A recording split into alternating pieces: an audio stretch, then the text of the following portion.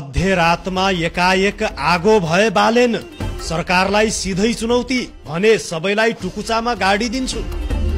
काठमाडौँ महानगरपालिकाका प्रमुख बालेन्द्र शाह बालेनले सरकारको दम्भका कारणले महानगरका कर्मचारीले 3 महिनादेखि तलब नपाएको बताएका छन्।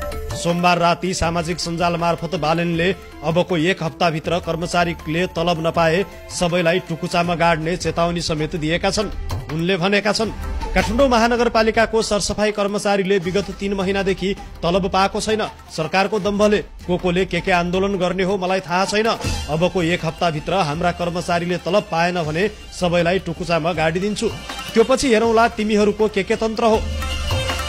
काठमाडौँ महानगरपालिकाका 3500 जना भन्दा धेरै कर्मचारी र ठूलो संख्याको शिक्षकको तलब मंगिर महिना यता रोकिएको छ। दर्शकवृन्द, पुस दोस्रो हप्तादेखि प्रमुख प्रशासकीय अधिकृत विदामा बसेका कारण तलब भत्ता लगायत 77 करोड बराबरको भुक्तानी रोकिएको हो। पुरानो बस पार्क क्षेत्रमा निर्माण भइरहेको भ्यू टावरको नक्सा स्वीकृतिको विषयमा महानगरपालिकाले अनुसन्धान शुरू गरेपछि सहसचिव तहका प्रमुख प्रशासकीय अधिकृत सरोज गुरागाई विदामा बसेका हुन्। संघीय सरकारले अर्को कार्यकारी अधिकृत नपठाउनुका साथै महानगरका वरिष्ठ अधिकृतलाई आर्थिक अधिकार समेत नदिँदा समस्या आएको बालेन सचिवालयको दाबी छ।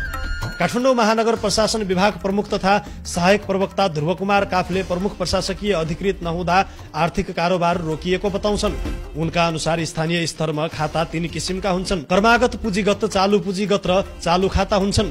तलब बेहोर्ने चालु खाता हो। कर्मागत पुँजी खाता र चालु पुँजीगत खाताको बजेट विकास निर्माणका लागि गरिन्छ। यसमध्ये कर्मागत पुँजीगत खाताको बजेटबाट अघिल्लो वर्षको आयोजना निर्माणमा खर्च गरिन्छ।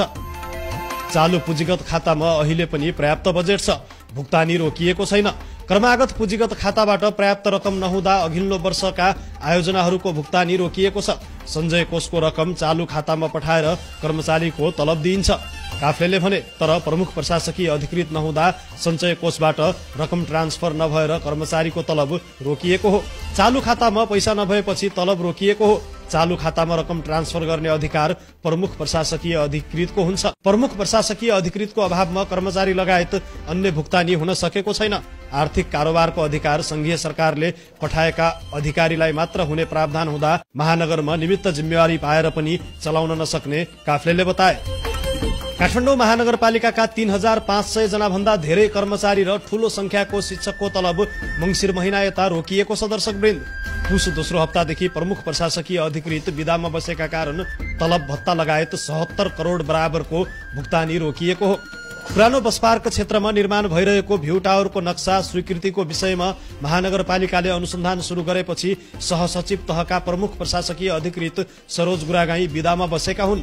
संघीय सरकारले अर्को कार्यकारी अधिकृत नपठाउनुका साथै महानगरका वरिष्ठ अधिकृतलाई आर्थिक अधिकार समेत नदिँदा समस्या आएको बालेन सचिवालयको दाबी छ।